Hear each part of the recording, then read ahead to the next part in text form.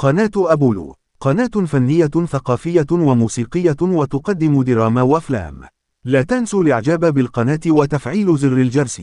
شكرا لمشاهدتكم قناتي. محمود مختار رائد النحت المصري الحديث.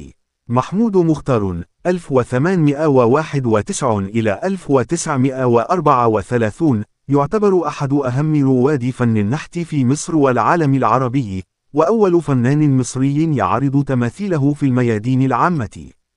اشتهر بأعماله التي تجسد الهوية المصرية والروح الوطنية، خاصة تمثال نهضة مصر الشهير.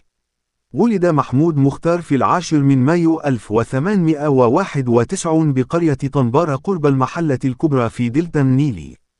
كان والده إبراهيم العيسوي عمدة القرية، لكن مختار عاش مع جدته لأمه في قرية نشا بالمنصورة.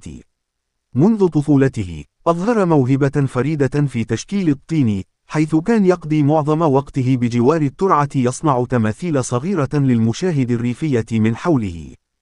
انتقل إلى القاهرة عام 1902 والتحق بأول دفعة في مدرسة الفنون الجميلة عام 1908 عندما افتتحها الأمير يوسف كمال.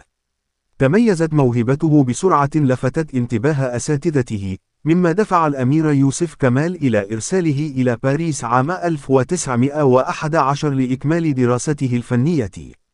تمثال نهضة مصر يعد أشهر أعمال مختار على الإطلاق. بدأ فكرته عام 1919 كتعبير عن الصحوة الوطنية بعد الثورة.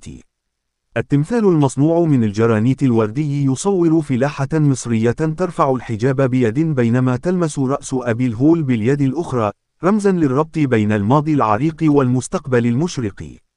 تم الكشف عن التمثال في ميدان باب الحديد رمسيس حاليا عام 1928 قبل نقله لاحقا أمام جامعة القاهرة. سعد زغلول نحت مختار تمثالين للزعيم الوطني سعد زغلول، أحدهما في القاهرة والآخر في الإسكندرية بين عامي 1930 إلى 1932 بتكليف من الحكومة المصرية.